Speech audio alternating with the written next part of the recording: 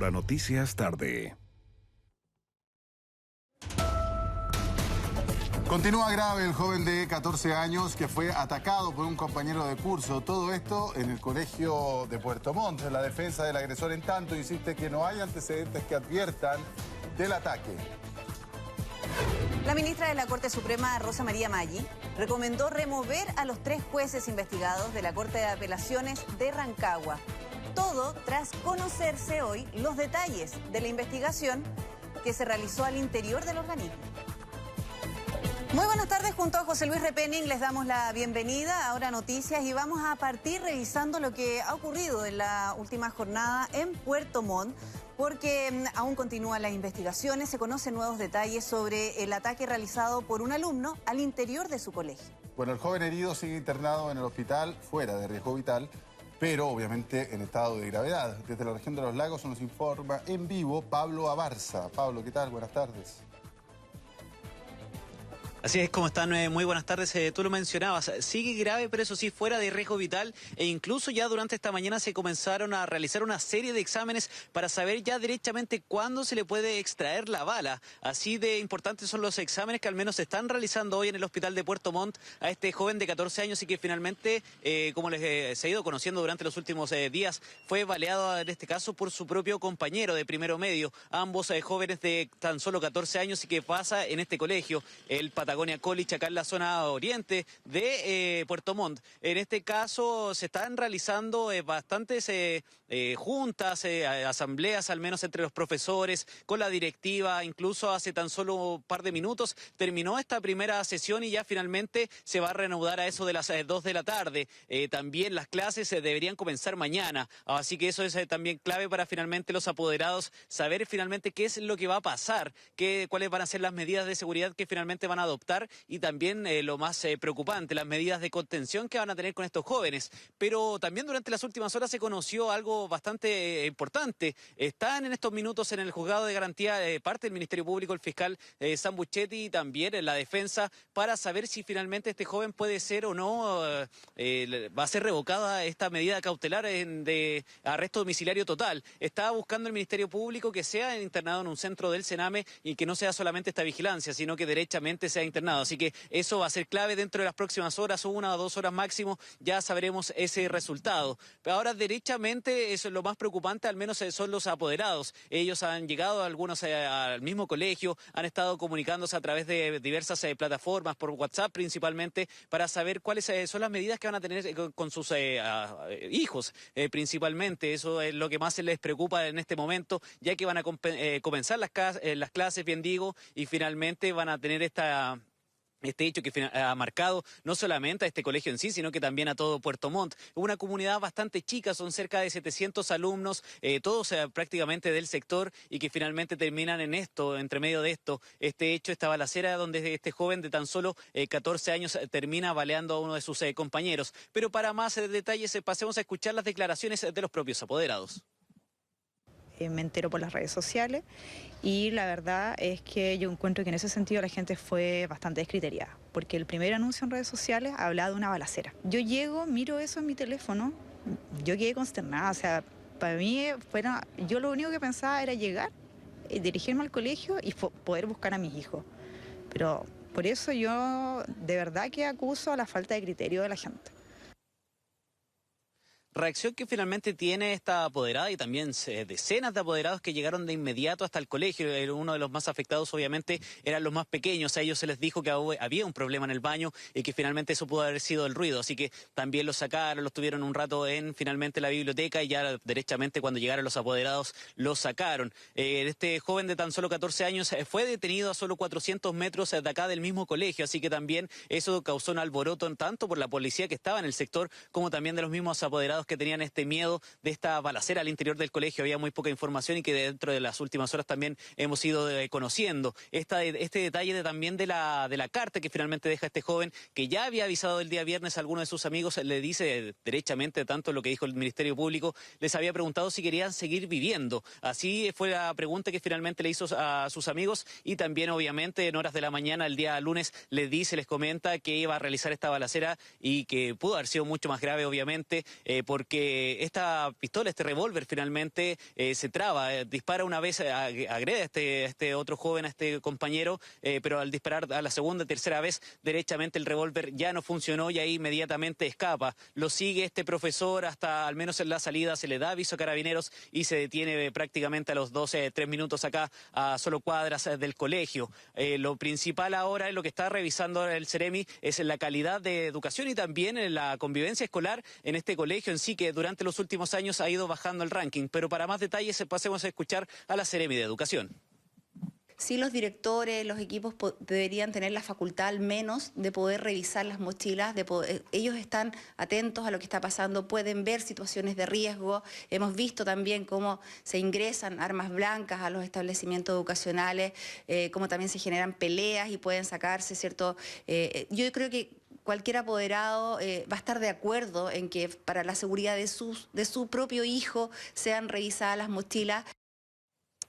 Una conversación que al menos se van a mantener durante las próximas horas, tanto los apoderados, que ya el día viernes y el día lunes se van a tener una reunión con la directiva del colegio. Ahora sí, lo más puntual y lo que se viene ahora es esta revocación, al menos lo que está manejando el Ministerio Público, que pide finalmente revocar esta medida cautelar de arresto domiciliario total y cambiarlo derechamente a este arresto, bien digo, una internación al centro del Sename de este menor de tan solo 14 años. El abogado habló en la mañana, el abogado de la familia nos comentaba que era un chico tranquilo, que nunca pensó la familia que no habían episodios de bullying, que no habían episodios de violencia y que finalmente todavía no pueden comprender qué fue lo que sucedió. Así que derechamente pasemos a escuchar las declaraciones del abogado.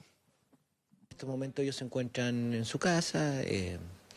La verdad que es una situación bastante complicada para la familia, como ya lo he señalado otras veces, una situación inexplicable a la cual hemos desde el principio tratado de aportar todos los antecedentes que están en nuestras manos, de la familia, para esclarecer los hechos y por qué ocurre esta situación que es inexplicable. O sea, un niño, porque es un niño, tiene 14 años, 3 meses,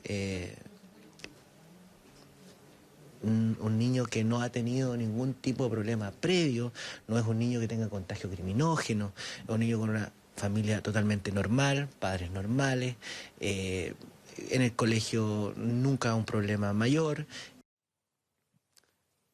En este caso, información mayor era la que también ellos exigen y que están pidiendo tener en este caso, investigación psicológica de este menor, que en este momento también se encuentra en su casa. Lo que es clave ahora en la Corte de Apelaciones acá en Puerto Montt es que finalmente va a pasar con él, si va a ser llevado a un centro del Sename a petición del Ministerio Público o si no también seguir con este arresto domiciliario total, al menos en su casa, aquí cerca de 400 metros del Colegio Patagonia College. Bueno, seguiremos muy atentos a la evolución de este tema que ha conmocionado al país y ha provocado la preocupación en general de la comunidad escolar, no solamente en ese colegio, que entendemos que deben estar tremendamente complicados sobre el futuro de la institución, pero también hay que preocuparse del futuro de este joven de 14 años que llega a este grado, ¿no? A este nivel de agresión o de trastorno, como sea. Lo concreto es obviamente que vamos a seguir pendientes de aquello. Pablo, 1.000.000 de gracias por tu despacho, que tengas buenas tardes. Revisamos ahora noticias policiales porque personal de la PDI detuvo en la región de Ñuble al presunto autor de un doble homicidio ocurrido en la comuna de La Pintana el pasado 18 de mayo. En aquel hecho murieron un hombre de 44 años y un joven de 15. Jessica Camblor nos va a ampliar esta y otras informaciones. Jessica, buenas tardes.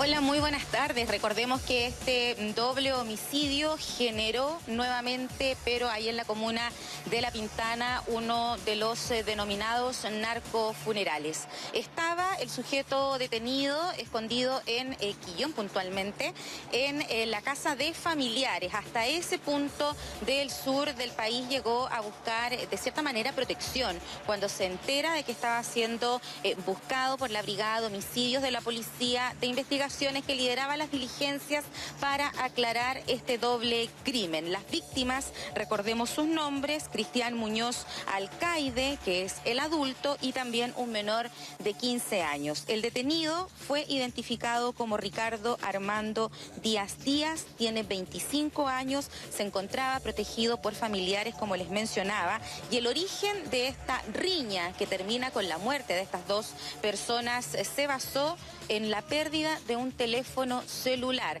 Así, víctima y victimario comienzan a discutir ahí en la comuna de La Pintana el pasado 18 de mayo, cuando finalmente de un minuto a otro, muy rápido, termina la discusión.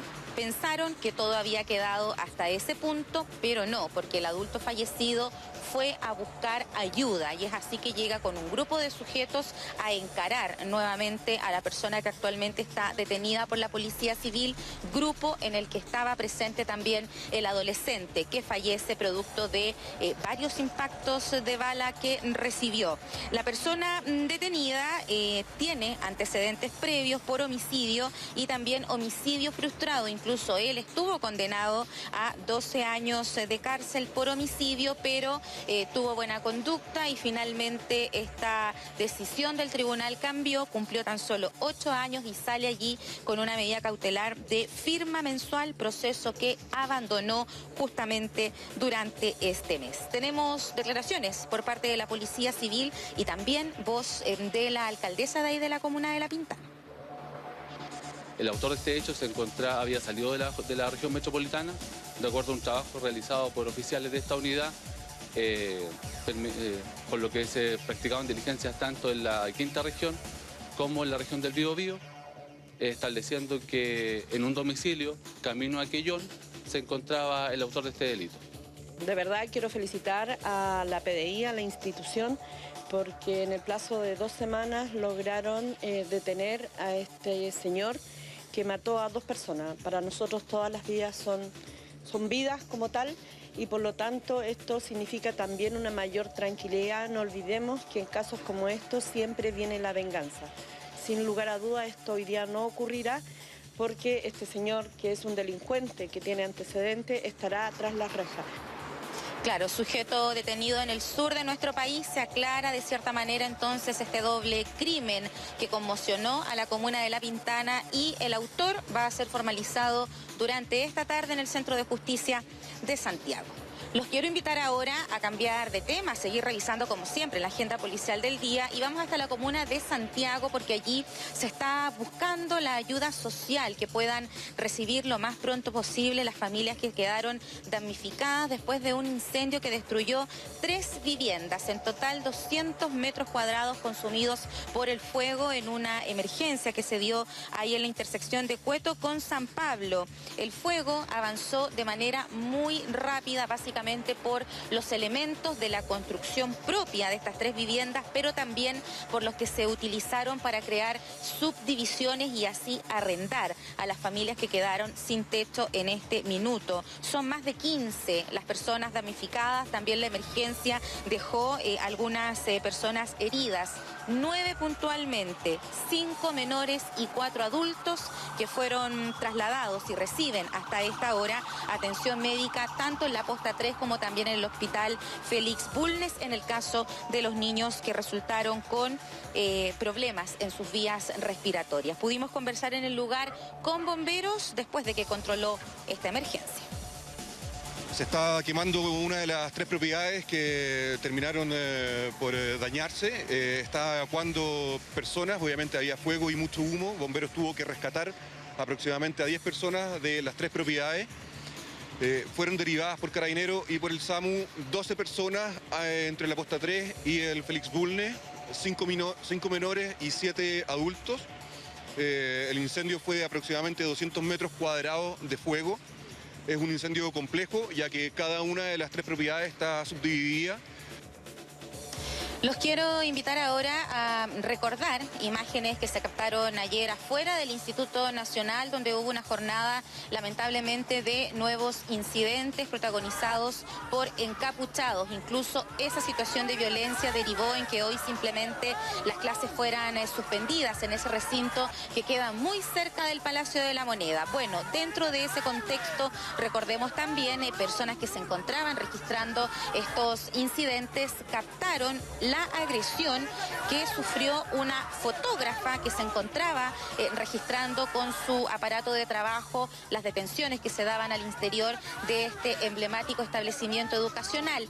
Ella fue detenida por funcionarios de fuerzas especiales y lamentablemente una de estas efectivos policiales la comenzó a golpear con el puño cerrado, ya que en su palma llevaba una bomba lacrimógena. Con este elemento contundente la golpeó en varias oportunidades en la cabeza. La víctima de esta agresión es la estudiante de fotografía del Instituto Arcos, Javiera Godoy, quien hoy, junto a la Defensoría, presentó una querella en contra de esta funcionaria de Carabineros. Hablamos de la cabo segundo Nicole Dumont Guzmán.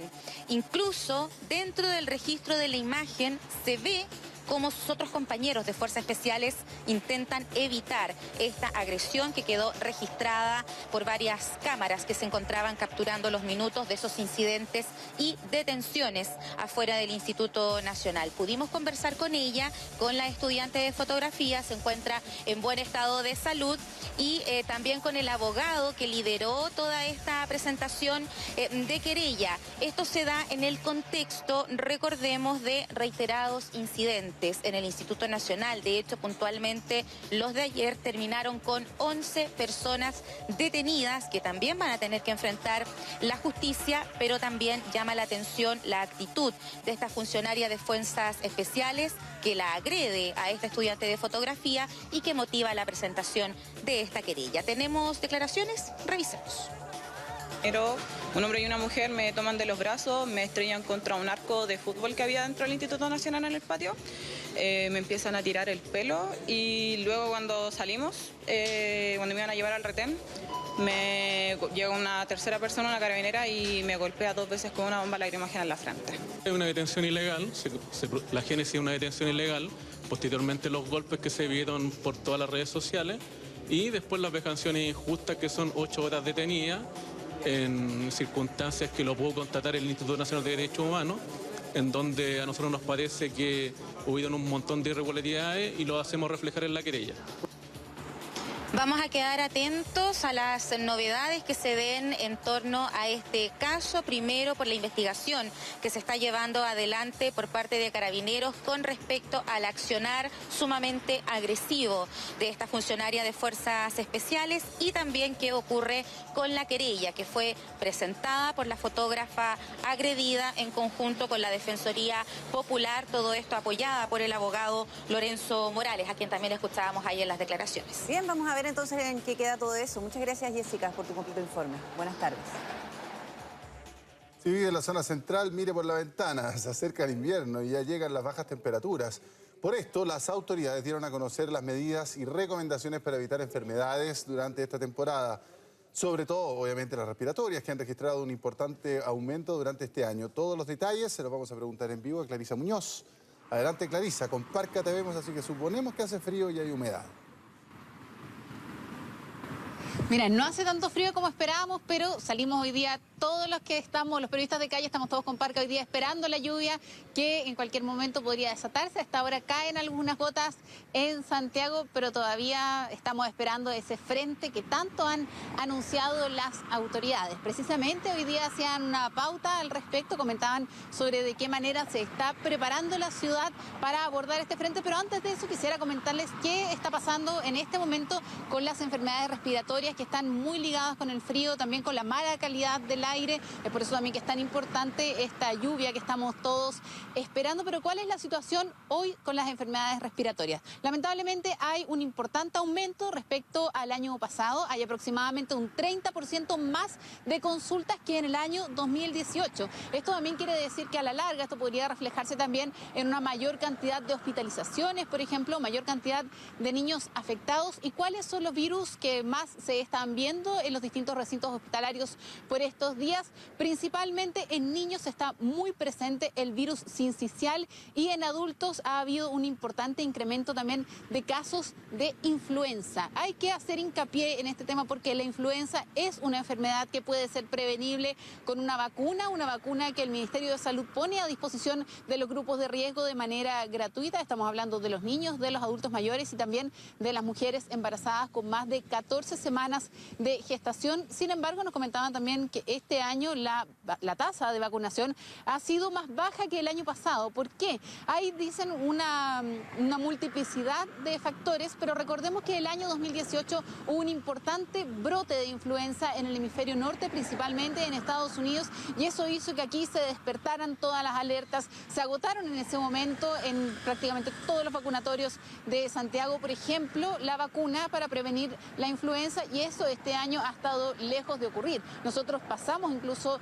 por un vacunatorio que el año pasado estaba lleno en esta fecha y este año no había ninguna sola persona esperando a esta hora para ser vacunado por influenza, así que ese es un factor bastante importante que pudiera determinar la gran cantidad de alza de casos de influenza que se registran, porque no solamente una persona que no está vacunada corre el riesgo mayor de infectarse a sí mismo con este virus, de contagiarse con este virus, sino que también corre el riesgo de contagiar a su entorno, ya que la vacuna lo que hace es prevenir esta enfermedad o hacer que la persona que esté expuesta a este virus la desarrolle con un grado más bajo. Recordemos que la influenza puede ser potencialmente mortal, así que es muy importante estar preparados para esto. Sobre estos temas, también sobre las distintas enfermedades de invierno que están ocurriendo en este momento y sobre esta alza de un 30% en la cantidad de consultas de este año versus el año pasado, pudimos conversar con el subsecretario de Redes Asistenciales, Luis Castillo, y esto es lo que nos comentaba. La próxima semana vamos a anunciar una serie de medidas adicionales para hacer frente a este requerimiento elevado que vamos a tener dentro de los próximos días. Subsecretario, ¿de cuánto es el aumento si lo comparamos con el año pasado aproximadamente en cifras? En cifra, el año pasado a esta altura teníamos alrededor de 1000 consultas. Hasta la semana pasada, la semana 20, 1000 consultas por enfermedades respiratorias a la semana. Este año, en la semana igual, 20 epidemiológica, tuvimos 1.300 consultas, con una tasa de hospitalización de prácticamente un 12%. Bueno, y esto está lejos de cesar. Todavía no alcanzamos el pic de enfermedades respiratorias este año. Las autoridades estiman que esto podría ocurrir tal vez a mediados del mes de junio. Así que lo que se espera y lo que están también preparando los distintos recintos asistenciales es un alza en las consultas, un alza también en las hospitalizaciones. Así que si usted es parte de estos grupos de riesgo, o si no simplemente porque desea prevenir o está en contacto también con niños o con ancianos, la recomendación, por supuesto, es ir a ponerse la vacuna. Está disponible en los distintos recintos, en los distintos vacunatorios, tanto públicos como privados, así que solamente tienen que llegar a estos lugares. Por lo que vimos hoy día, se encontraban bastante desocupados, la espera era poca, hay disponibilidad también de vacunas, cosa que no ocurría el año pasado, no va a tener que estar recorriendo distintos lugares hasta encontrar con ella, así que lo mejor a estas alturas es darse el tiempo porque se toman aproximadamente 15 días desde la inoculación hasta que el cuerpo adquiere la resistencia necesaria para poder combatir de manera autónoma el virus de la influenza. Fuimos entonces hasta el vacunatorio Darvax, que el año pasado fue uno de los focos de la noticia porque era de los pocos lugares que tenía disponible esta vacuna contra la influenza, y el escenario con el que nos encontramos es que hay poca gente vacunándose. Hoy día ninguno de las personas que estaban ahí estaba esperando para aplicarse la vacuna de la influenza, y esto es precisamente lo que nos comentaba la encargada de enfermería. Escuchemos. Hemos logrado, por lo menos la semana pasada, una cobertura bastante alta a nivel nacional, pero ha sido un poco más lento en comparación al año pasado, que ya en marzo y las primeras 2 semanas de abril la afluencia de público fue súper buena y tuvimos una buena cobertura al inicio de la campaña. Ahora ha estado más lento y ahora estamos con los niños con segundas dosis. Lo que sí ha estado bastante bajito este año son los adultos mayores. Así que sobre todo los adultos mayores, la gente que está en contacto con grupos de riesgo, ir a vacunarse, esto puede hacer una diferencia entre la vida y la muerte, entre tener una influenza controlada que se puede tratar desde su casa con los cuidados necesarios a terminar en una hospitalización e incluso en la muerte. Así que por favor a tomarse el tema de la influenza en serio, es mejor prevenir esta enfermedad y que simplemente se puede prevenir con una vacuna. Lo que también están buscando prevenir nuestras autoridades son los nefastos efectos del frío, sobre todo en la gente que vive en situación de calle. Es por eso que hoy el ministro Moreno, también acompañado de la intendenta Carla Rubilar, hicieron el lanzamiento del Plan de Invierno 2019, explicando básicamente en qué consiste. Esto lo hicieron desde un albergue que acoge a personas en situación de calle de manera permanente, hacen un trabajo para sacarlos, entregarles oportunidades, darles redes de ayuda también para que ellos puedan tener un trabajo, y desde ahí precisamente nos comentaban cuáles son los planes para este año. Hablaban, por supuesto, también que es necesaria la colaboración de la ciudadanía para advertir a las autoridades cuando vean personas durmiendo en situación de calle, sobre todo en las noches donde va a ser más frío. Hay un frente que se está esperando para estos días y es por eso también que es importante estar alertas, ubicar también a las personas que se encuentran en esta situación para evitar que ocurran desgracias como ya han ocurrido este año. Hay gente que termina falleciendo por los efectos del frío y por eso las autoridades que están lanzando este Plan de Invierno 2019, que tiene dos focos principales. Uno es Noche Digna. Se trata de alternativas transitorias de alojamientos con albergues, no solamente como el que habíamos visto, que yo les comentaba recién, que es de manera permanente, sino que también albergues provisionales, cuyos cupos están abriendo también cupos adicionales en hospederías de organizaciones sociales, rutas también de atención en calle, donde llevan alimentación y abrigo a las personas que están viviendo en esa situación. Y el otro eje también importante de este Plan de Invierno es el Plan Código Azul, que vimos que se estrenó el año pasado con buenos resultados y que reúne actores públicos y privados de Valparaíso a la Araucanía para evitar que ocurran desgracias con las personas que viven en situación de calle. ¿Qué es lo que decía el ministro Moreno? Lo escuchamos ahora. El Código Azul que iniciamos el año pasado fue un éxito, así que lo vamos a seguir utilizando, vamos a extenderlo. Estábamos en 4 regiones, vamos a estar en 7, vamos a estar desde Valparaíso hasta la Araucanía, de tal manera de cubrir a más personas. Bueno, y tanto las autoridades como la ciudadanía están esperando la llegada de este frente de mal tiempo que ya se ha anunciado. Se esperaba que comenzara la madrugada de hoy, sin embargo eso no ocurrió. Están diciendo que tal vez para mañana y los meteorólogos tendrán que definir. Lo importante es que las autoridades ya están haciendo un llamado a las distintas empresas, sobre todo a las empresas distribuidoras de energía eléctrica, para evitar cortes de suministro, como ya hemos visto que ocurrió hace algunas semanas, cuando hubo apenas una llovizna y la mitad de Santiago amaneció prácticamente sin luz. Hay que ver entonces de qué manera se está previniendo. Ya se han hecho podas, por ejemplo, de árboles para evitar que estos tengan contacto con el tendido eléctrico y evitar así, ojalá, que se siga cortando la luz en Santiago cada vez que ocurre alguna lluvia. ¿Y qué es lo que decía sobre esto la intendenta Carla Rubilar, quien ya ha manifestado anteriormente su disconformidad con el servicio de las empresas distribuidoras eléctricas? Lo escuchamos ahora. Volvemos a hacer el llamado a las eléctricas de que están a prueba y que debieran responder sin ningún inconveniente. Nuestro objetivo es que las personas de Santiago puedan vivir un invierno normal.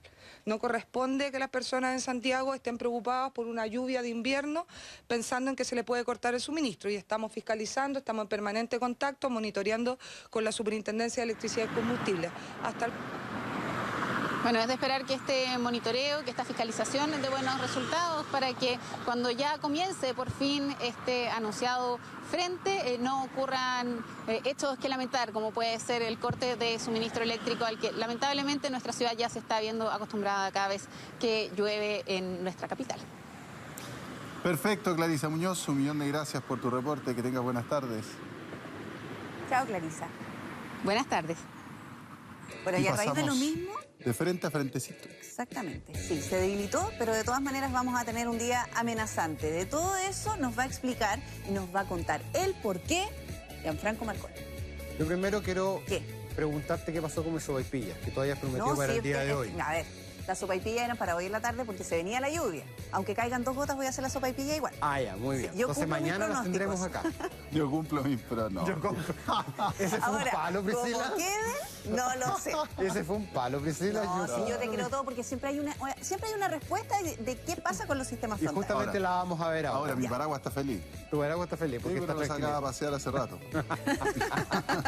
Sí, bueno, como tú bien dijiste, José Luis, de un frente a un frentecito en el sentido de que bajó la cantidad proyectada de precipitaciones y en gran parte de la zona de afectación, porque también hemos recibido reportes del Biobío que tampoco ha caído gran cantidad de agua. Todavía queda la segunda parte del sistema frontal, que es la que vamos a mostrar ahora en un ratito más en la imagen de satélite, y sobre todo la parte postfrontal, que es lo que vamos a revisar ahora. Señor director, si podemos ver el sistema frontal que ya está completamente posicionado sobre nuestro país, la parte cálida que finalmente que es la que dejó este viento durante la madrugada, que dejó una temperatura mínima bastante alta, de 12 grados, incluso 13 grados en algunas comunas, ya se encuentra en territorio argentino, y en este momento está ingresando esta parte que es la parte fría, la cual va poco a poco a ir abarcando nuestro territorio y dejando precipitaciones hasta la región de Coquimbo al término de esta jornada. ¿Cuánto va a caer en Coquimbo? Igualmente es una cantidad poca de precipitaciones, pero beneficiosa para ellos. 5 a 8 milímetros como máximo podrían caer en algunos sectores interiores de esta región. En Santiago, recién lo conversábamos, ha caído 1, 1,5, podríamos enterar los 5 y hasta 8 milímetros en algunas comunas, principalmente de precordillera. ¿Por qué? Porque falta todavía que ingrese esta parte donde se van a intensificar las lluvias a media tarde, pero siempre en características débiles. Y después vemos esta área que está acá, que si se fijan hay unos puntos azules y verdes, esos son tormentas eléctricas que hay en el océano y estas son nubes de desarrollo vertical. Por lo tanto, no tenemos que extrañarnos si hacia la madrugada, cuando comience a ingresar esta parte que es la postfrontal, tengamos algunas tormentas eléctricas, principalmente en valles y sectores interiores de la región metropolitana, O'Higgins, Maule y hasta la región del Biobío, producto del ingreso de esta última parte del frente, que es la parte ya postfrontal, cuando comienza ya la atmósfera a acostumbrarse a la nueva situación que viene. Vamos a tener probablemente mañana algo de sol en la tarde. Estas precipitaciones durarían en su característica de debilidad, como las tenemos ahora, de débiles a ratitos a moderadas, hasta la madrugada de mañana jueves, como lo vemos acá en la gráfica. Hoy día continúan los chubascos. Volvemos a repetirlo, intensificándose dentro de la característica de débil y moderado a media tarde más o menos, con una máxima ya que estamos muy cerca ahora de 15 grados. Tenemos a esta hora 14,5 grados. Vemos una variación muy poquita de temperatura durante la jornada debido al viento que ocurrió durante la madrugada. Mañana ponemos el icono nublado porque va a ser el que va a predominar la jornada, pero podríamos amanecer todavía con algunas gotas. En la tarde tener algo de sol con una máxima de 16. Día viernes amanece despejado, por eso va a bajar harto el termómetro al amanecer, 4 grados la mínima, se va a nublar rápidamente y en la noche del viernes otra banda frontal podría nuevamente dejar, pero ahí es mucho menos incluso que hoy día. Hay una posibilidad de a lo más 1 milímetro que pueda caer tanto en Valparaíso como también en la zona central, también en la zona centro-sur podría caer algo, pero es algo mucho más breve, incluso de lo breve que ha sido esto de hoy. Ya el sábado sale el sol durante el día y ahí sí comienzan las bajas temperaturas. Sí, lo bueno de todo esto es que todo ayuda para limpiar el aire, ¿cierto? Y está nevando cordillera, Priscila. Estamos viendo esta imagen de la cordillera, han caído cerca de 25 centímetros de nieve ya en la cordillera central, lo que no es malo, todavía queda sistema frontal. Tenemos que pensar que si bien acá en Santiago no está cayendo agua, en la cordillera sí está nevando, se mantienen las nevadas sobre más o menos los 1.800, 2.000 metros sobre el nivel del mar. Ahí vemos el paso de los Libertadores. Justamente, y se veía claramente en el letrero azul cómo caía la nieve. Como te digo, aproximadamente en promedio, 25 centímetros ya han caído de nieve desde las 8 de la mañana, que habían caído 10, 15 milímetros hasta a mediodía, que ya enterábamos los 25. Por lo tanto, yo creo que la mayor ganancia de este sistema frontal a lo mejor no va a ser el agua en la ciudad, pero sí va a ser la nieve en cordillera. Es una reserva importante también. Así es. Bien, y permanecer atentos porque es muy probable que se pueda cerrar quizás el paso de los Libertadores. Si es que no está cerrado ya, no sé si hay información al respecto de eso, pero yo creo que se podría cerrar porque hay nevada justamente ahí, van a taparse los caminos seguramente y ahí en las labores de limpieza siempre se demoran un poquito, así que se tiende a cerrar al menos por algunas horas, pero este fenómeno en cordillera va a continuar al menos hasta el viernes porque viene la otra banda frontal. Si deja de llover acá en el valle, en cordillera se demora un poco más, siempre sigue, así que probablemente se junten ambos fenómenos ahí en sectores muy altos de nuestra cordillera. Muy bien, muchas gracias, Gianfranco. Nos vemos más tarde. Gracias. Nos vemos. Bueno, seguimos con más noticias y lo siguiente ocurrió en la comuna de Quilicura. Una mujer fue acusada de quemar las manos a 2 de sus nietos con un cuchillo. Sí, todo esto habría sido por el extravío de 750.000 pesos. Los detalles de esta situación los tiene Daniela Valdés. Daniela, buenas tardes.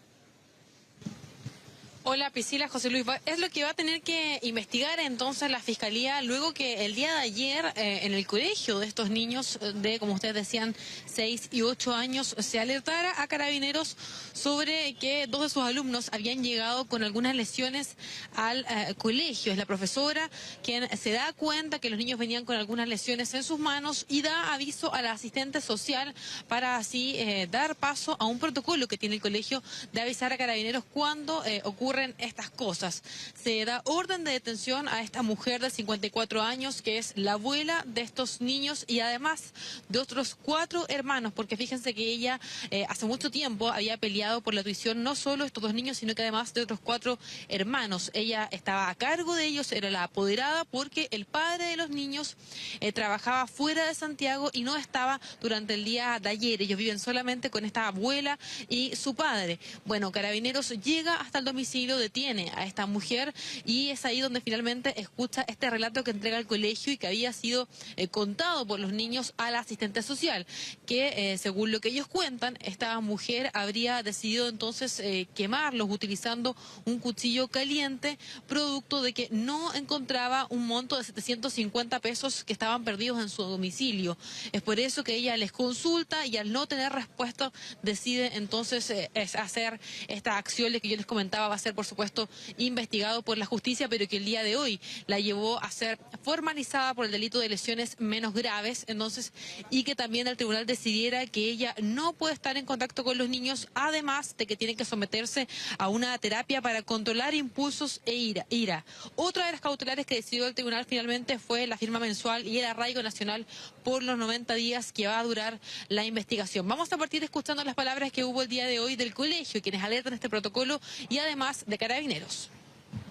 El motivo que se da inicio relacionado a estas lesiones, una quemadura de primer grado, es relacionado que se habían perdido 750 pesos de dinero efectivo y la abuela al consultar a sus nietos del por qué, dónde estaba, no tuvo respuesta satisfactoria y ella hace esta acción utilizando un cuchillo que estaba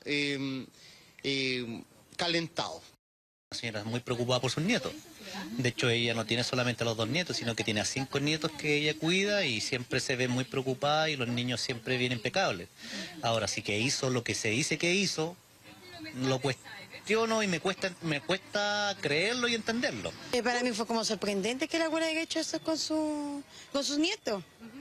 Pero acá en todo caso el colegio es muy seguro para los niños, nos llaman por WhatsApp cualquier cosa si pasa, no es muy seguro el colegio. Todavía no la creo, porque mi hija está estudiando acá, ya va a salir de cuarto medio y nunca aquí el colegio no ha pasado nada.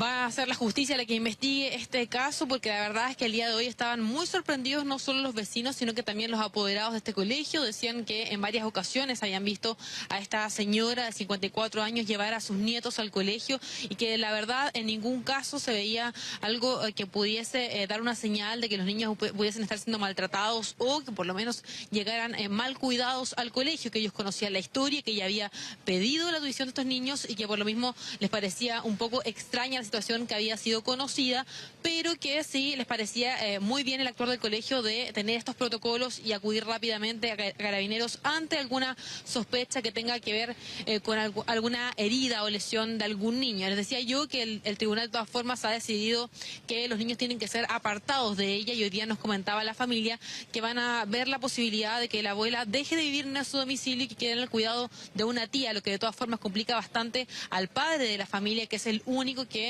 aporta con los ingresos y que trabaja fuera de Santiago. Vamos a escuchar las palabras que dio también la abuela y su versión tras este hecho registrado en la comuna de Quilicura. No, mi mamá solamente los amenazó y les dijo que eso lo iba a hacer si seguían sacando cosas que no correspondían, porque mi mamá se hizo cargo de esos niños. Tienen otro instinto, mi mamá los rescató de un mundo muy malo. Yo lo único que quise corregir, quería enseñarle a mi hijo, a mis nietos, que no deben robar, porque ya no era la primera vez que me sacaban plata. Yo les conversé primero, ¿quién me sacó la plata? ¿Quién sacó la plata? Se escuchaba la culpa a uno y otro, y después la tenía mi nieto. ¿Los quemó? No, definitivamente no los quemé, así que quemando, no los quemé. O sea, ¿puso el cuchillo caliente? Sí, no, amenacé así, pero no los quemé, así definitivo Claro, ella dice entonces que en ningún caso los quemó. Lo cierto es que el informe que entregó el consultorio al cual fueron llevados los niños dice que sí hay algunas lesiones menores. Va a ser investigado eso por la justicia. Lo que sí les decía yo, que hubo un protocolo que fue valorado por los apoderados y que tiene que ver con el reaccionar de este colegio que está ahí en Quilicura y que es de la Fundación Belén Educa. Bueno, lo que ellos hacen, les comentaba yo, es conocer al detalle a sus alumnos y cada vez que notan alguna lesión o alguna conducta extraña del niño, dan inicio a este protocolo que también involucra llamar a la policía y tomar una decisión entonces que no solo tenga que ver con avisar a los apoderados. Escuchemos eso, las palabras del colegio.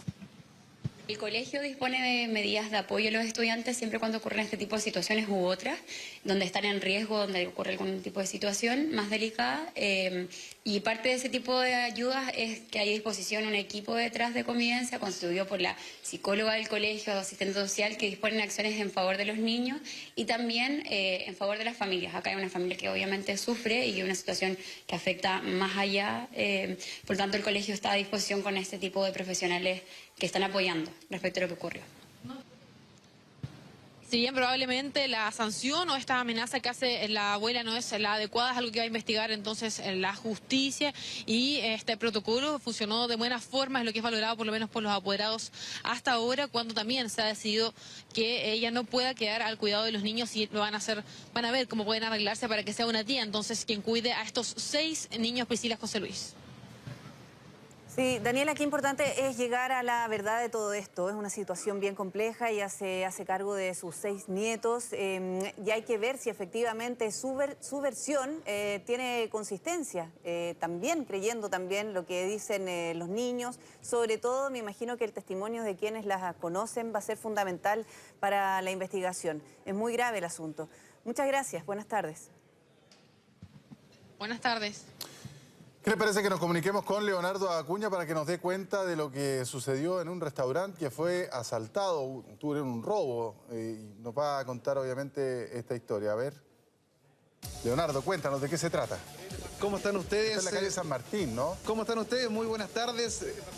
Sí, exactamente, estamos en... No estamos... El robo fue en la calle San Martín, nosotros estamos acá en la avenida Perú, pero nos vamos a trasladar hasta donde ustedes dicen, en calle San Martín, porque fue un robo en un restaurante italiano que queda ahí en este sector muy concurrido, donde hay muchos restaurantes. Esto ocurrió el fin de semana, a eso de las 2:30 de la madrugada. Claro, un grupo de delincuentes que ingresa hasta este local y uno que intenta entrar por el techo, pero no se dio cuenta que el techo era falso y terminó de una manera bastante curiosa, porque terminó en el suelo. A pesar del golpe que se da este delincuente de aproximadamente 2 metros, cuando cae al suelo, él siguió con sus andanzas. Él quería robar, ingresó hasta la caja registradora. Bueno, ahí se dio cuenta que no había absolutamente nada de dinero porque estaba todo vacío. Se habían llevado la recaudación del fin de semana, afortunadamente, sus dueños. El tema fueron los daños que se provocaron en el local, porque quedó un gran orificio ahí por donde cayó este delincuente y por donde mismo tuvo que escapar. Por lo demás, llama la atención porque hay varios hechos delictuales que han ocurrido en el último tiempo ahí en este sector, tanto en San Martín como también en el centro de Viña del Mar. Pero claro, ya no deja de llamar la atención el cómo termina este sujeto, que termina en el suelo intentando justamente entrar a este local. Cae justo desde el entretecho, en este techo falso que hay, y cae completamente en el suelo de una altura aproximada de unos 2 metros. No le pasa absolutamente nada a este delincuente, se arrastra por el lugar y llega hasta la caja registradora. Como le decíamos, no logró sacar nada de dinero. Lo que sí se llevaron, porque rompieron un vidrio que estaba por el costado, se llevaron una computadora. Hablamos de un notebook que lograron sacar desde ahí, meter la mano entre unos barrotes y llevarse entonces este notebook. Llama la atención, y por supuesto el dueño de este restaurante estaba bastante molesto con la empresa de seguridad, porque a ellos se les alertó de esta situación. Fueron al lugar y dijeron que no había visto absolutamente nada. Lo cierto es que las vitrinas son de vidrio, así que se veía todo hacia adentro. Entonces, por eso también está bastante preocupado el dueño de este restaurante por lo que ocurrió. La situación, como les decía, ocurrió en la madrugada, entre las 2:30 y las 3 de la mañana, cuando un grupo de sujetos que ingresa por el techo, y es uno de ellos que intenta hacerlo entre medio de este entretecho, este techo falso, y es ahí cuando cae producto del peso y de este orificio que se hace en este entretecho y finalmente termina en el suelo. A pesar de eso, cayó de una altura de 2 metros, él siguió con lo suyo, quería llevarse la caja registradora donde afortunadamente para el dueño, desafortunadamente para él, no había nada de dinero. Yo los quiero invitar a que escuchemos algunas declaraciones justamente del dueño del restaurante que estaba bastante molesto con esta situación, donde tuvo que reparar absolutamente todos los daños que por lo demás le salió bastante caro. Escuchemos. Ellos entraron en la madrugada del domingo, en la mañana del domingo, se ven 2 personas distintas. Primero entraron por el techo, hacen un hoyo por una lucarna que hay cerca del horno que está acá al fondo. Y por ahí baja un tipo, ve que no tiene cómo bajar porque le queda un poco alto, que en realidad es lo que se ve en el video. Después vuelve a subir por ahí y ahí al afirmarse en el techo cede parte del techo y se cae con todo para abajo. Se ve en el video claramente cómo cae este delincuente. Fue durante la madrugada, la mañana en este caso del domingo. Este delincuente ingresó con un grupo de sujetos, estaba ahí en el techo, subieron por varios locales porque San Martín es un sector donde hay muchos locales comerciales, restaurantes, y es ahí donde ingresan este grupo, se suben al techo y comienzan entonces la bajada, comienzan a descender, y es ahí cuando finalmente se cae producto de este techo falso y termina en el suelo. Como ya mencionábamos, a pesar de eso, él siguió, no tuvo ningún tipo de lesión, llegó hasta la caja registradora donde no había ningún tipo de dinero, nada de recaudación, porque sus dueños se habían llevado absolutamente todo el dinero que había en él. De los sujetos no se sabe nada, se dieron a la fuga, al otro día recién se dieron cuenta sus dueños al llegar al lugar, ver este orificio, que habían daños, fueron a ver las cámaras de seguridad y vieron que había intentado ingresar un delincuente. No llegó ni la empresa de seguridad al lugar por luego de que ocurrió el hecho, ni tampoco personal de Carabineros. Frente a esta seguidilla de delitos que están ocurriendo ahí, más bien en el plan de Viña del Mar y también en el sector de San Martín, habla el encargado de los locatarios, uno de los presidentes también, y un concejal de Viña del Mar que nos hace mención a estos actos delictuales que están ocurriendo ahí en pleno centro Viña Marino. Escuchemos. Existen bandas organizadas locales y no locales. Depende mucho de la temporada. Obviamente que cuando llega el turista, llegan también este tipo de personas a hacerse cargo de lo ajeno. Pero como les indicaba antes, estamos muy alineados con Carabineros.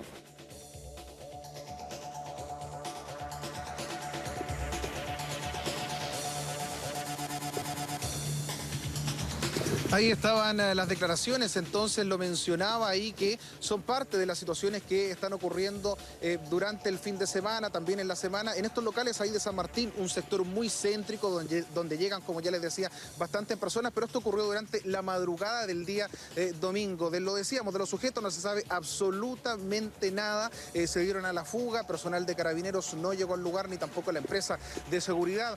Producto de esta situación, los dueños se dieron cuenta recién al otro día de lo que había ocurrido acá en este sector. Son daños, bien digo, cuantiosos que se registraron, pero no deja llamar la atención de este delincuente que cae de una altura de aproximadamente 2 metros y que no le haya pasado absolutamente nada. Él siguió con lo suyo. Afortunadamente para el dueño del local no se llevó nada de dinero. Desafortunadamente para él se llevó un gran golpe. Ahora, para terminar este despacho, nosotros en Avenida Perú, los quiero dejar con la imagen completamente en directo. Claro, el sistema frontal que decían que iba a llegar a este lugar se ha ido retrasando, ha caído muy poca agua. Sí, la temperatura es muy baja, una sensación térmica de aproximadamente unos 11 grados, y de las marejadas que habían dicho no hay absolutamente nada. El mar está completamente calmo acá en este sector de Viña del Mar donde estamos nosotros en la Avenida Perú. Perfecto, muchísimas gracias, Leonardo. Que tenga buenas tardes. Muy buenas tardes. Bien, ya es hora de revisar información que se encuentra en nuestras plataformas. La ministra de la Corte Suprema, Rosa María Maggi, entregó este miércoles al máximo tribunal su informe final sobre la investigación realizada en la Corte de Apelaciones de Rancagua, donde 3 jueces fueron acusados de distintos actos de corrupción. Su conclusión apunta a que los hechos cometidos por Emilio Olgueta, Marcelo Albornoz y Marcelo Vázquez son muy graves, por lo que solicitó su remoción, además de pedir 4 meses de suspensión correspondiente a la pena máxima por infringir el Código Orgánico de Tribunales.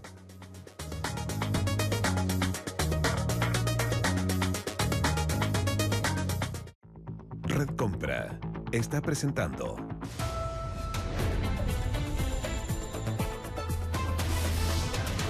Ahora Noticias Tarde.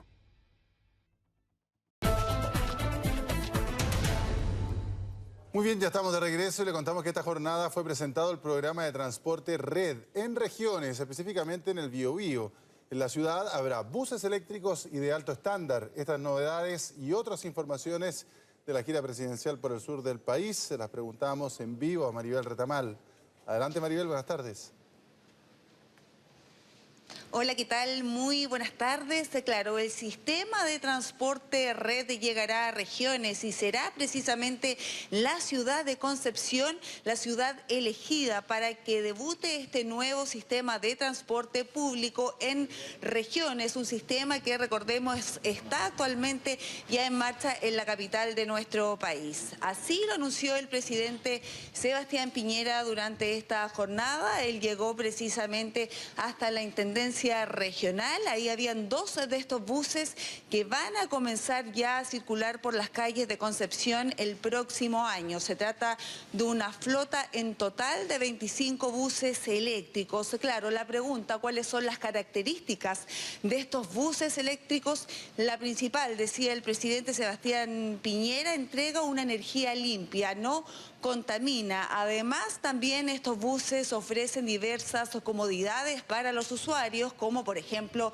red Wi-Fi, también aire acondicionado, incluso puerto USB para poder cargar los celulares. Todo esto fue anunciado por el presidente Sebastián Piñera durante esta jornada. Y la otra pregunta que también estaba presente es ¿cuándo ya comenzarán a circular estos 25 buses eléctricos que son parte de este nuevo sistema de transporte público? Él dijo que ya podrían comenzar a circular por las calles del Gran Concepción el próximo año, en el primer semestre. Esto porque, claro, están los procesos correspondientes, las licitaciones y pendientes, por supuesto, la compra de estos buses eléctricos. Pero pasemos a escuchar las palabras del presidente Sebastián Piñera con este importante anuncio para la región del Biobío, específicamente para el Gran Concepción. Escuchemos al mandatario. Vamos a saber cuándo pasa el bus. Cuando uno no sabe cuándo va a pasar el bus y tiene que llegar a una cierta hora al lugar de destino, tiene una sola alternativa: llegar mucho antes para asegurarse que cualquier atraso no le va a alterar ese compromiso. Por tanto, la frecuencia de buses, la certeza en el itinerario de los buses, la calidad del transporte público y la mayor rapidez significa un cambio muy importante y una mejoría muy importante. Nosotros estamos ya partiendo con todas las tareas previas y esperamos que entre mayo y junio, probablemente el próximo año, ya estén en operación. Claro, ahí escuchamos al presidente Sebastián Piñera diciendo de que va a cambiar la calidad de vida de los penquistas, y también escuchando a la ministra de Transporte, ella, claro, dando los plazos de cuándo ya podrán circular estos 25 buses eléctricos por el Gran Concepción. Ella lo decía claramente, el primer semestre del próximo año, y serán 2 las avenidas principales por donde comenzarán a circular estos buses. Me refiero a las calles Paicaví y también la calle Los Carreras, que son las principales arterias de este Gran Concepción, ciudad que se ha transformado en la segunda parada del presidente Sebastián Piñera por esta gira al sur que está realizando. Recordemos que en el día de ayer estuvo en la ciudad de Puerto Montt, él llegó a Concepción ayer en la noche y hoy abordó también durante esta jornada los hechos últimos de violencia que se han registrado tanto en la región de la Araucanía como también en la región del Biobío. Hechos de violencia, y precisamente fue la madrugada de este miércoles que ocurrió otro episodio de este tipo. Encapuchados delincuentes se llegaron hasta la zona de Quidico, que queda en la comuna de Tirúa, y donde, claro, ahí vemos las imágenes, se prendieron fuego a casas particulares que estaban emplazadas en esa zona. Por eso el presidente Sebastián Piñera durante esta jornada fue muy enfático en catalogar este tipo de hechos como hechos terroristas y también emplazó a las autoridades del Congreso Nacional a aprobar las modificaciones enviadas a la ley antiterrorista que otorgan más facultades a las policías, a carabineros en torno a estos hechos. Pasemos a escuchar entonces las palabras del presidente Sebastián Piñera con respecto a este emplazamiento que hace al Congreso Nacional para que se apruebe esta ley antiterrorista. Yo quiero pedirle al Congreso, llegó el momento de aprobar la ley antiterrorista que presentamos hace meses a nuestro Congreso y que le da más instrumentos, más herramientas a nuestra policía para combatir a un enemigo tan implacable, cruel, perverso y también poderoso como es el terrorismo. Claro, el presidente hace este emplazamiento entonces al Congreso Nacional a aprobar esta ley antiterrorista, modificaciones que envió su gobierno, el gobierno del presidente Sebastián Piñera. El mandatario también se refirió a la visita que realizó en el día de ayer a este alumno que fue atacado por un propio compañero a través de un balazo. Él estuvo presente en Puerto Montt, en el hospital, y también emplazó a las autoridades para aprobar el control preventivo de identidad. Ya en unos pocos minutos el presidente Sebastián Piñera estamos en el aeropuerto Carriel Sur, tomará el avión presidencial para llegar a Santiago, llegará directo a La Moneda para escribir, para volver a revisar entonces lo que queda ya en unos pocos días más, que es la cuenta pública, el discurso presidencial del 1 de junio.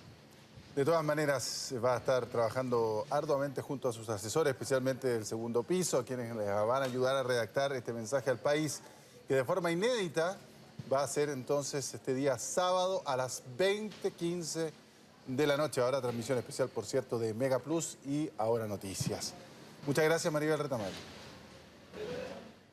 Bien, ponga atención a lo siguiente. Una extraña manera para realizar robos en colegios se ha detectado en algunos establecimientos en el último tiempo. Una especie de cuento del tío con el que se llevan artículos de estos centros educativos. Más detalles los vamos a conocer con Rodrigo Ugarte. Rodrigo, ¿cómo es esto? ¿Cómo funciona? Buenas tardes. ¿Qué tal, Priscila? Muy buenas tardes. Es un cuento del tío que se está poniendo de moda. Es muy similar a lo que ocurrió hace algunas semanas en el Museo Salvador Allende, en el cuartel general de bomberos y en algunos colegios de la comuna de Las Condes. Se llama durante la noche al guardia del recinto. Se hace pasar, en este caso ocurrido acá en la comuna de Colina, en el colegio Trehuelas, a eso de las 10 de la noche, llaman al nochero y le dicen que lo están llamando de la empresa de seguridad para la que él pertenece, que está hablando con el gerente y que tiene al lado a la directora del colegio y que necesitan que ingrese para sacar los computadores de las salas porque van a tener que ser periciados para determinar algún problema que había en el colegio. El guardia entra, ingresa al recinto, no tenía las llaves, así que toma un extintor y empieza a derribar todas las puertas, rompe algunas puertas de maderas, otras de vidrio y empieza a sacar los computadores. Todo esto mientras seguía hablando por teléfono con el supuesto gerente de la empresa para la que él trabajaba.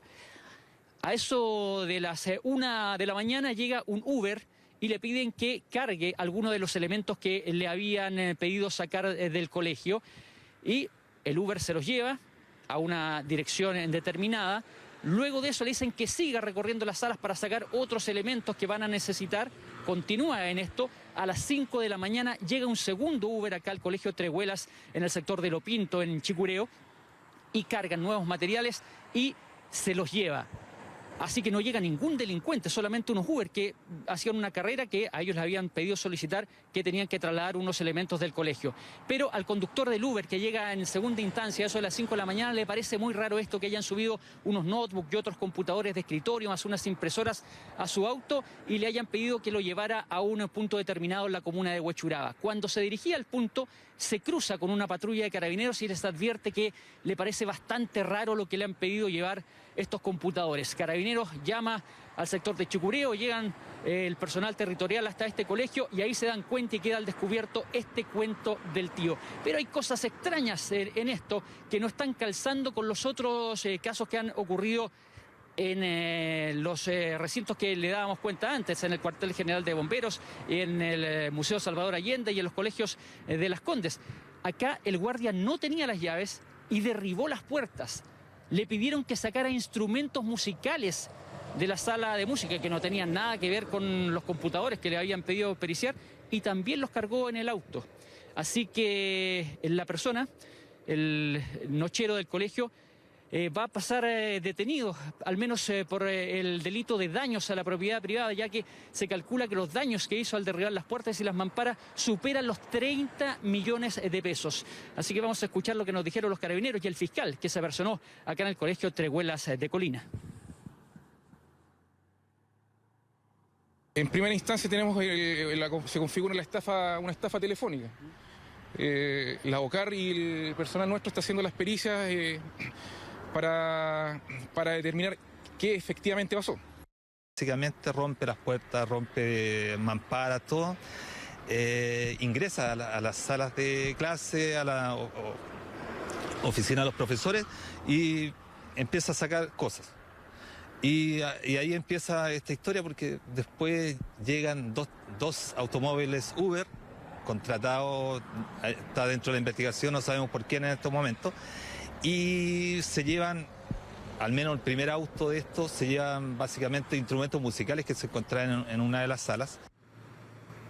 Claro, es muy raro esto. Se nos ha dicho que la llamada telefónica presunta que recibió el nochero duró más de 6 horas y que en todo ese lapso estuvo comunicado con los estafadores, que cuando se le preguntó, bueno, y si le pidieron los computadores, ¿por qué terminó entregando los instrumentos musicales? Y ahí dio una explicación, según el fiscal, bastante extraña el nochero del colegio, que a todo esto no tenía las credenciales para ser un guardia de seguridad, por lo cual la empresa privada que presta servicios para este colegio también va a ser oficiada por Carabineros por esta irregularidad. Conversamos con los apoderados, que están bastante enojados porque es un colegio caro, dicen que por la mensualidad que pagan, y que esperan que las medidas de seguridad fueran mayor a las que quedaron en evidencia esta noche. Escuchemos. Tengo claridad bien de lo que pasó porque tampoco el colegio ha informado, pero lo encuentro grave. Nada me sorprende más en este país ya. Hay una falta de acuciosidad y de orden, y cuando alguien quiere poner en orden, empezamos a recordar las cosas antiguas que no sirven para nada.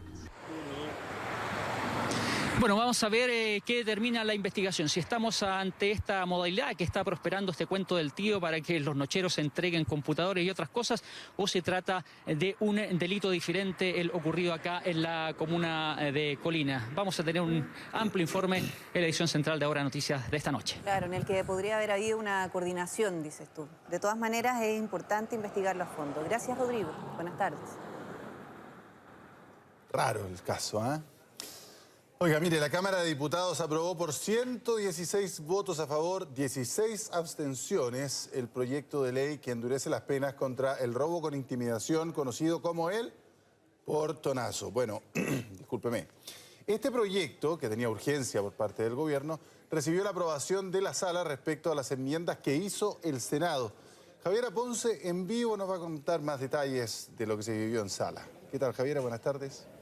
Hola, ¿cómo están? Buenas tardes. Claro, amplia mayoría para este proyecto antiportonazos que venía tramitándose ya hace tiempo aquí en el Congreso y que ahora ya está listo entonces para ser promulgado. Lo que hace este proyecto de ley es modificar el tratamiento de las penas de los delitos de robos y receptación también, ojo con eso, de los vehículos motorizados o de los bienes que se encuentran al interior de estos vehículos. Lo que nos comentaba el ministro del Interior, que estuvo encabezando el debate al interior de la Cámara de Diputados en torno a esta iniciativa, es que básicamente son 2 puntos los más relevantes en los que se concentra este proyecto, que lo que busca, por supuesto, es disminuir la comisión de este delito que se ha hecho tan común, los portonazos. Establece, por ejemplo, aumentar las penas para los autores y también para compradores de vehículos que hayan sido robados mediante este mecanismo, y también establece algunas medidas preventivas, por ejemplo, para las empresas que importan vehículos y a las que se les va a exigir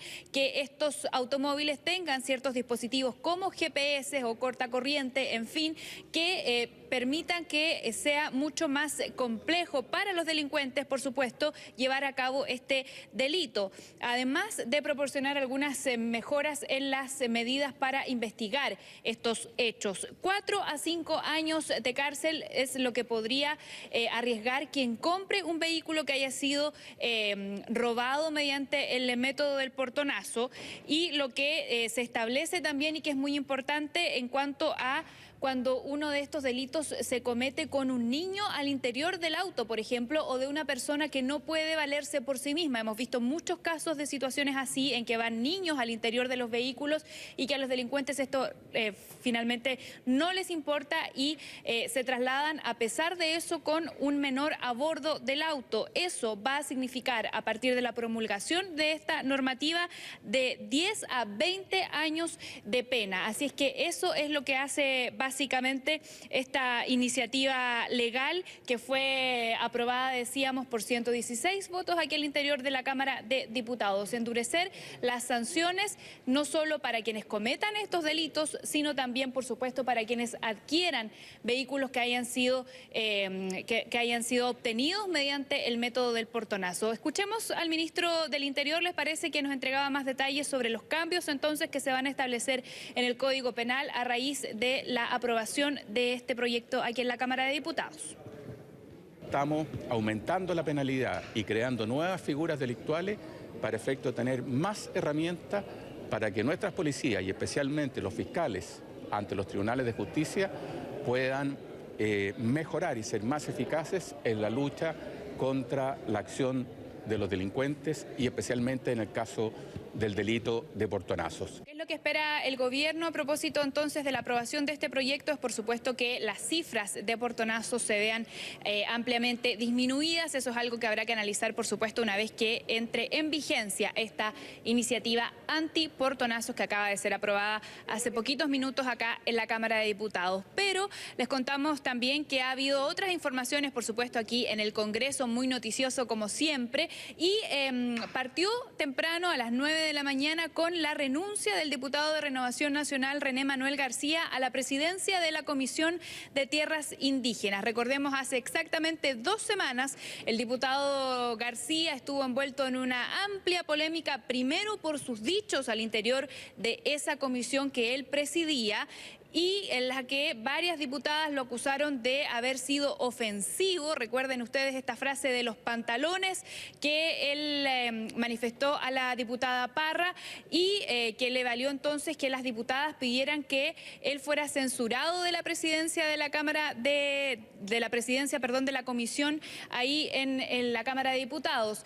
Él finalmente, tras ser consultado por la prensa sobre esta situación, es que, como se pudo ver ampliamente en los videos que surgieron a raíz de esa situación, respondió bien agresivamente a un colega de Radio ADN y lo agredió con una patada aquí en los pasillos del Congreso. Así es que toda esa situación en la que se vio envuelto el diputado lo llevó a pasar esos antecedentes a la Comisión de Ética y también entonces a que las diputadas pidieran su censura de la mesa de la Comisión de Tierras Indígenas. ¿Qué hizo el diputado para evitar entonces que esa censura a su presidencia fuese puesta en discusión esta mañana? Simplemente renunció y tenemos ese momento en que él decide hacerse a un lado de la presidencia de la comisión. Los invito a que lo revisemos.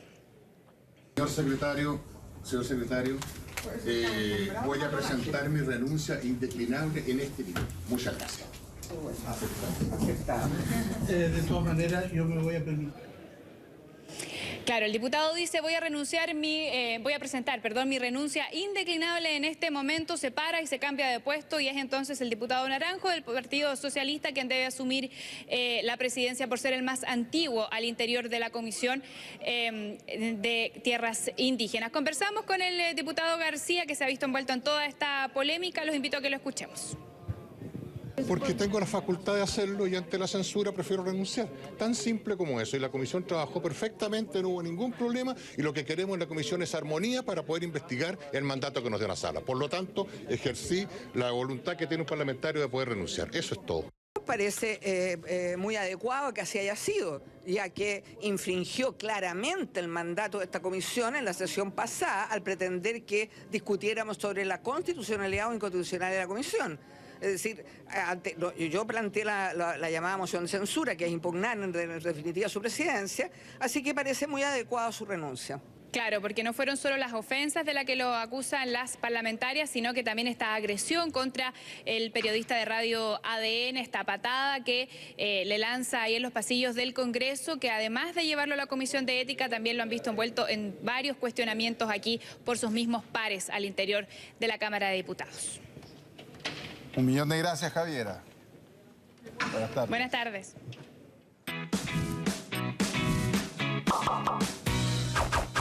Bien, vamos a revisar ahora otra información que a usted también le puede afectar de alguna u otra manera, porque por segundo día consecutivo el dólar se ubica por sobre la barrera de los 700 pesos. Bueno, ¿qué efectos traerá para nuestra economía y también, por supuesto, aterrizándolo a los ciudadanos de a pie? Esa es la misión que tiene en este bloque Roberto Sá, con peras y manzanas. ¿Cómo está, Priscila? José Luis, sí, con el dólar que está haciendo harta noticia ayer y hoy. Ayer llegó finalmente a superar nuevamente la barrera de los 700 pesos, lo que no ocurría en más o menos 2 años y medio, que el dólar, nuestro dólar, el dólar en Chile, no sobrepasaba la barrera de los 700 pesos. Hay una serie, un cúmulo de factores que han hecho que nuevamente la divisa norteamericana se ubique por encima de los 700 pesos y eso es lo que vamos a explicar ahora con peras y manzanas. Señor director, por favor, vamos con la primera gráfica, la presentación, el titular, que es una de las preguntas que se está haciendo a la gente. ¿Qué pasa con el dólar? ¿Por qué ha subido tanto el dólar? Vamos de inmediato a ver lo que ha pasado en el último tiempo y a tratar de explicar por qué ha subido tanto el dólar. Vamos con la otra gráfica. Esto es lo que ha ocurrido en el último tiempo. El cierre de hoy lo vamos a tener que modificar ahora virtualmente porque cuando hicimos la gráfica estaba en 708. Ya. Llegó a rozar los 710 pesos en el día de hoy. Partió muy fuerte en la mañana el alza, pero los últimos minutos de transacciones fue bajando. Ya cerrado hoy día, está cerrando, porque le quedan poquitos minutos para que cierre en los 706 pesos. 706 pesos, o sea, está un peso más bajo que en la jornada de ayer. Que la jornada de ayer fue histórica porque fue ayer, 28 de mayo, donde el dólar rompió la barrera de los 700 pesos con una fuerte alza de casi 10 pesos y llegó a los 700 pesos. Es bueno recordar a cuánto estaba el dólar a comienzo de año, 6,694 pesos.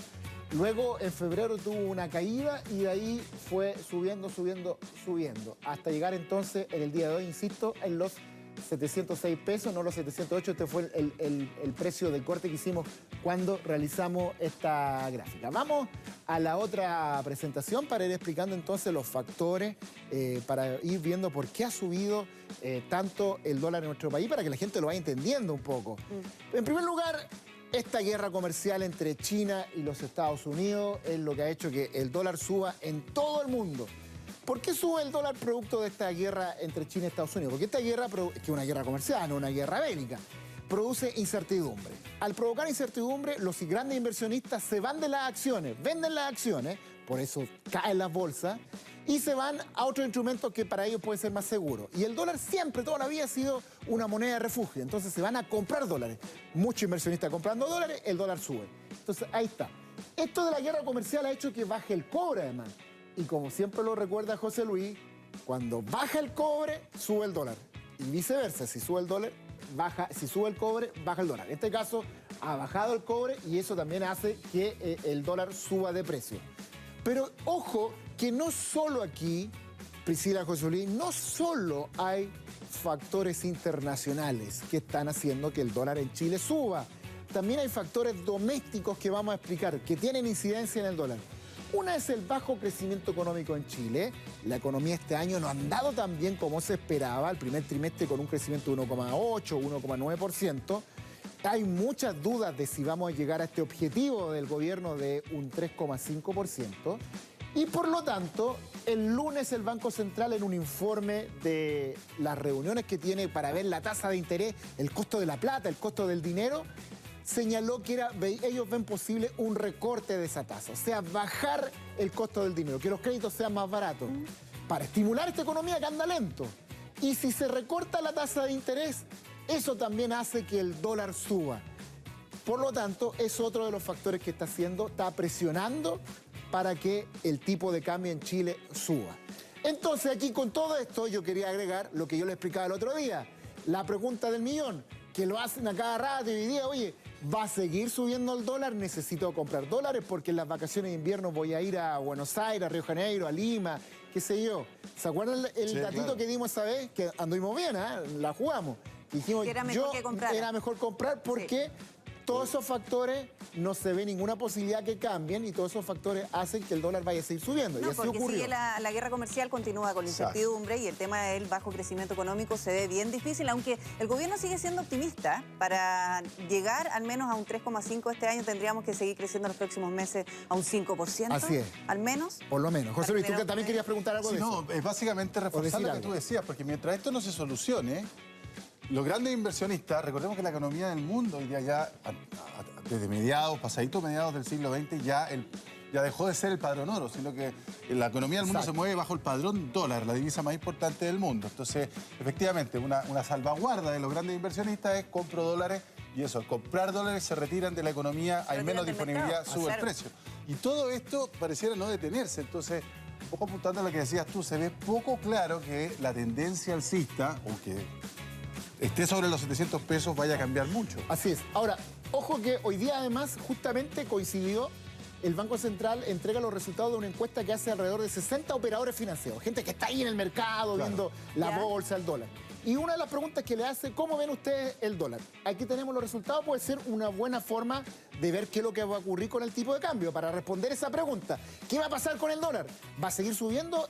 Veamos la otra gráfica, señor director, porque al menos eso es lo que dicen los analistas del mercado, 60-70. Los analistas del mercado ven que en una semana va a seguir en torno a los 700 pesos. En una semana, en torno a los 700 pesos. Y en un mes más, ellos lo ven en los 695. O sea, volvería a estar por debajo de la barrera de los 700 pesos. Esta entonces es la explicación que dan los analistas. Ahí está entonces el dólar, con todos sus vaivenes y con sus movimientos. Para finalizar, vamos con la otra gráfica, señor director. Vamos a mostrar, esta es una mala noticia para los trabajadores. Este es otro efecto de la guerra comercial, que en este caso, en el mes de mayo, ha afectado la rentabilidad de los fondos de pensiones, salvo el fondo E, esto es positivo, salvo el fondo E, todos los multifondos registraron caída, salvo el E. Esto aquí, olvídense de esto. Todos registraron caída, donde el A y el B fueron los que más cayeron. Ahora, ¿cuál es la buena noticia de esto? Que como en enero, febrero, marzo y abril hubo buena rentabilidad, buena ganancia de los fondos, en lo acumulado en el año, entre enero y mayo, los 5 multifondos tienen buena rentabilidad. Sí. Por ejemplo, el A 5%, el B 4, casi 5 también, el C 5, el D 5 y el E 4,24. Así que siempre hemos dicho en esta tribuna que esto es una cosa que hay que mirarlo a largo plazo y no por una caída puntual. Mira, por ejemplo, aquí ya enero-mayo hay buena rentabilidad. Así que por lo menos mayo hay una caída de rentabilidad, pero lo que va del año, entonces, todos los multifondos están con ganancias, con rentabilidad positiva. Muy bien, gracias por la explicación de este panorama, Roberto. Sí, vamos a seguir viendo el dólar. Sí, pues eso te iba a decir, seguimos la vista del dólar. Sí.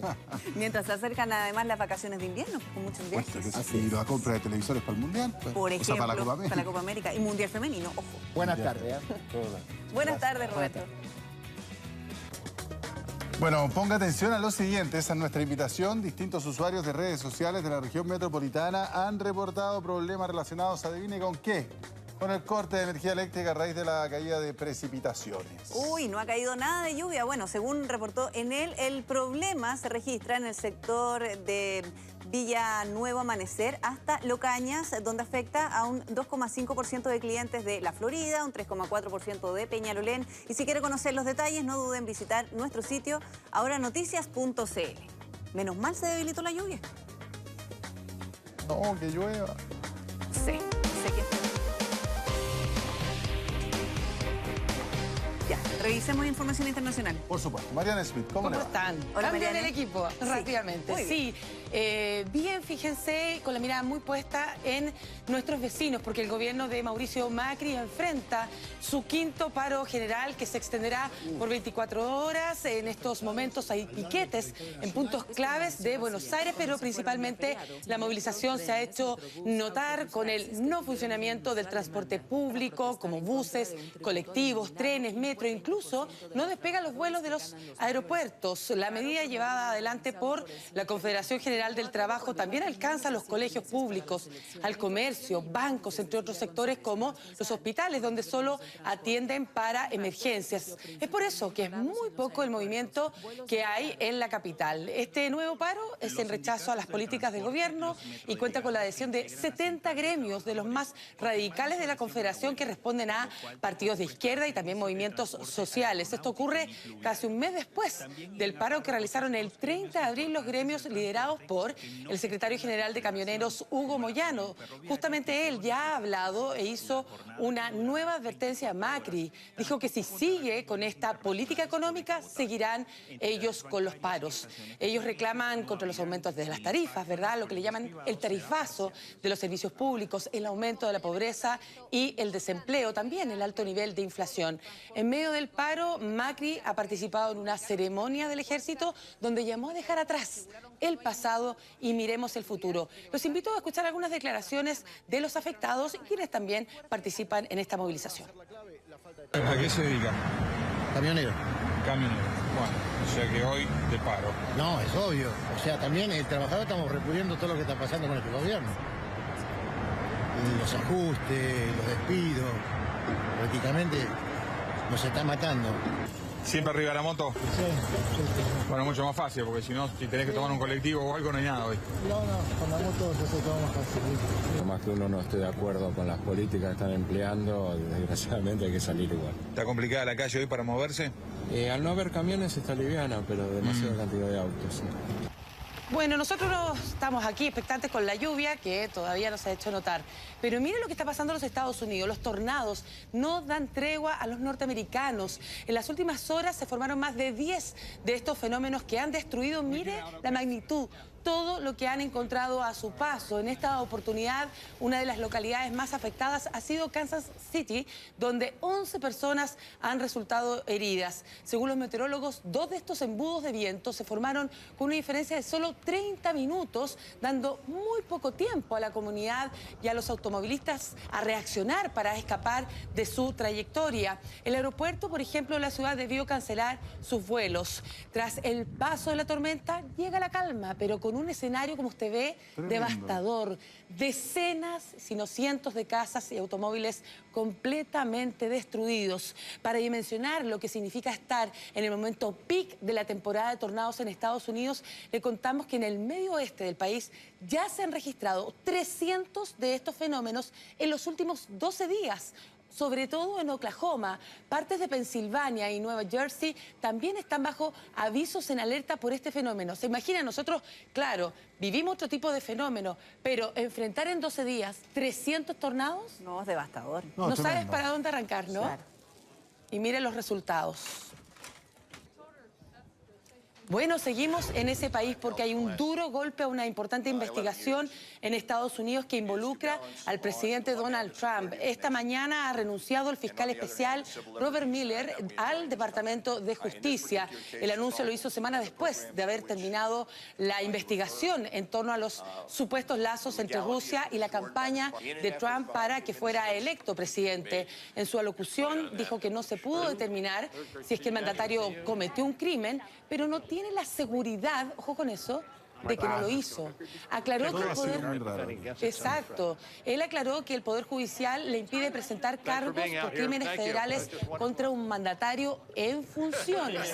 Además, consideró que no sería apropiado que testifique ante el Congreso como lo ha solicitado la Cámara de Representantes bajo el control de los demócratas. Recordemos que en su informe Miller concluyó que no había prueba de colusión entre la campaña de Trump y Moscú. Sí, porque Nancy Pelosi decía que se había omitido información relevante en este informe, por lo tanto también estaba puesto en duda. Son más de 400 hojas que se resumieron como en 5. Claro. Y ahí es donde está el tema, ¿no? Pidiendo que se liberen los detalles. Ahora, es bien curioso porque Robert Mueller dice, básicamente, y un resumen en una frase, podría decir... yo creo que es culpable, pero no tengo cómo probarlo. Claro, y además no podría tampoco llevarlo a juicio, como dice, porque es en un mandatario en ejercicio. Pero lo que podíamos, y hemos comentado en varias oportunidades, el paso que tuvo él para un impeachment, un juicio político, algo como lo que vimos, ¿verdad?, en Brasil. Bueno, me imagino que les gustan los atardeceres. Miren el que les tengo preparado para hoy. A ver. Y esto lo va a vivir hoy, en unas horas más, Nueva York. Un fenómeno natural, miren, ¿verdad?, entre los edificios. Se produce solo 2 veces al año, un atardecer único donde el sol coincide, como usted ve, con los rascacielos de la Gran Manzana, dando esta imagen maravillosa y que por eso convoca a fotógrafos y quizás también a los enamorados. Oye, qué bonito. Lindo, ocurre solo 2 veces al año. También fotógrafos profesionales o aficionados a poder tomar la mejor ubicación para capturarla en toda su magnitud. Por su similitud con lo que sucede durante el solsticio en las ruinas de Stonehenge, ¿verdad?, en el Reino Unido, los norteamericanos lo llaman el Manhattanenge. La mayoría de las calles de la Gran Manzana están diseñadas como una cuadrícula, por lo que 2 veces por año el sol se oculta en coincidencia con las líneas de las avenidas oeste. Está todo fríamente calculado. Claro, lo que crea este panorama que cautiva a turistas y a sus miles de habitantes. El mejor momento para apreciar este espectáculo será cuando el reloj marque las 8 de la noche, hora local. Recordemos que ahí todavía va a haber sol, porque están en primavera, 8 de la tarde para nosotros cuando estamos en verano, ¿verdad? Así que van a tener esa imagen preciosa y mañana, porque esto es el fenómeno, ¿verdad?, del año pasado, mañana les mostraremos cómo se vio finalmente. Que te pille arriba del Empire State. Oh, sí, en ese mirador. Debe ser precioso y además están con muy buen clima por la época del año. Bueno, se vivió un espectacular rescate de una norteamericana, ella se llama Amanda Neller, tras pasar 17 días perdida en la reserva forestal de Makawao, en Hawái. Su historia de supervivencia recorre ahora el mundo, se alimentó de raíces, polillas, además de dormir cubierta de plantas sobre el barro. La mujer de 35 años relató a los medios que caminó desorientada por el frondoso bosque habitado por animales salvajes y que cayó de un barranco de varios metros de altura donde se rompió incluso una pierna. La familia llegó a pensar que había sido secuestrada, ofreció hasta $50.000 a quien pudiera facilitar información sobre su paradero. Finalmente, después de más de 2 semanas y cuando quedaban pocas esperanzas, un helicóptero, el que usted ve, amplió el radio de búsqueda y la divisaron haciendo señas. El mismo equipo que la rescató y trasladó a un centro hospitalario ahora busca a otro excursionista desaparecido en la misma zona de la isla de Maui. Bueno, tú conoces Hawái, Priscila, y la verdad que dicen que algo que fue fundamental en el caso de ella es que es profesora de yoga. Así que ella tomó mucha calma. Eso en le todo debe haber este ayudado tiempo. mucho, pero de todas maneras con una vegetación tan frondosa, divisarla desde un helicóptero era prácticamente imposible. Imposible, ¿no? Bueno, les quiero contar lo siguiente. El presidente Trump no lo ha conseguido. Pero, ¿de qué estoy hablando? Los fondos, claro, para poder levantar un muro fronterizo que lo separe de México, su gran promesa de campaña. Pero un grupo de seguidores de él, de una localidad cercana del Paso, en Texas, ha decidido construir parte de un segmento y con dinero de sus propios bolsillos. La recaudación para llevar adelante la obra estuvo a cargo de un ex veterano de guerra que perdió 3 extremidades durante la guerra en Irak. La valla hecha con barras metálicas fue levantada en terrenos privados en una zona zona y corresponden a esas imágenes. Así que bastante extendida la zona, ¿verdad?, en terrenos privados en la zona fronteriza donde no había una barrera física. Y esto no termina acá. La verdad que el grupo ha lanzado una campaña para recaudar $1.000 millones con el fin de crear una organización no lucrativa que construirá parte del muro fronterizo en otros terrenos también limítrofes. Ahora, qué raro esto, porque deberían ir consiguiendo probablemente autorizaciones si son terrenos privados, no llegar y construir además. Y en algún minuto se tendría que conectar con el muro que ha prometido Trump. Exactamente, pero al ser privado parece que tienen los permisos. O sea, claro, hacen lo que quieren. Si el vecino también está de acuerdo con la campaña, oye, ponemos la reja, pongámosla. ¿Cuál es el problema? Quizás no donde estaba naturalmente delimitada, sino en sus propios terrenos. Pero miren lo que hacen los seguidores de Trump. Impresionante. Por favor, ponga atención al siguiente. Ahí estamos viendo al presidente ruso en forma digital, en 3D. La verdad es que va a conducir un programa de conversación en el Reino Unido y es la novedosa apuesta del canal público de ese país. Me refiero a la BBC. El espacio se llamará Esta noche con Vladimir Putin y estará compuesto por el momento de 2 cortos episodios pilotos que se emitirán en la estación televisiva el próximo mes de junio, cada uno con 2 invitados reales que no revelaron sus nombres. Putin será la estrella de una animación digital para un espacio que invita a la comedia. ¿Se parece o no? Sí, igualito. Con su cara de eslavo que no se la puede. Qué bien logrado. Claro, además se cree el Rambo, ¿verdad? Ruso. A modo de ejemplo, Putin en 3D intentará interesarse por el feminismo. Algo bien polémico en el caso de él. Incluso él prohíbe, tú sabes, hasta las movilizaciones gay. Todo esto se produce en momentos en que las relaciones diplomáticas entre el Reino Unido y Rusia están en su peor momento desde el envenenamiento de un ex espía ruso en la ciudad inglesa de Salisbury el año pasado. No solo el espía, también su hija. Él y su hija también, que afortunadamente quedaron con vida. Sí. Estuvieron a punto de morir. Bueno, ustedes tienen hijos. ¿Han visto ya Aladino? O Aladín en inglés. La película es furor, así que les invito a que vayan. Yo también tengo que ir. Pues bien, el film ocupa ya el primer puesto en las taquillas desde que fue estrenada, ¿verdad? La semana pasada, la película de Disney ya tiene una recaudación estimada de $105 millones solo durante el fin de semana en Estados Unidos. La nueva versión de la película original animada en 1992 está protagonizada por Mena Massoud como Aladino y Will Smith como el genio. Y aquí está otra novedad. El artista norteamericano es muy activo en las redes sociales y justamente en esa plataforma Will Smith celebró una divertida broma de origen chileno. Acá se creó esto que usted está viendo, que es un breve video cómic en que se ve una caricatura de Aladino reclamando por la locura de su genio. Luego se alude a la participación del actor en la serie de televisión El Príncipe del Rap, no sé si ustedes lo vieron, pero haciendo referencia al famoso baile de Carlton Banks, personaje que interpretó su compañero de elenco. El artista escribió, esto es bacán, así que hasta conoce nuestro modismo. Tanta creatividad en todo el mundo. Veamos parte de ese ambiente. Porque tal soltera está de moda, por eso ella no se enamora. Tal soltera está de moda, por eso no va a cambiar. Que tal soltera está de moda, por eso ella no se enamora. Tal soltera está de moda, por eso no va a cambiar. Bueno, Will Smith no solo es actor, también canta, tú sabes. Él lo ha hecho, lo más probable con esta animación, de haber hasta bailado. Así que está pendiente ahí y dijo, esto es muy bacán. Esto es bacán. Imagínate, claro. ya conoce los modismos chilenos. Ahí está, ¿por qué me tuvo que tocar un genio loco? Oye, agradece que encontraste mi lámpara y no la de mi primo. Ahí está. Y ahí está. Porque hace referencia, ¿verdad?, claro, a la serie de televisión. Por eso habla de eso. Muy bien, muchas gracias, Mariane. Chiste gringo. No me hizo reír para nada. Ya, sí, nos vemos, que estén bien. ¿Vamos a una pausa? Ya volvemos.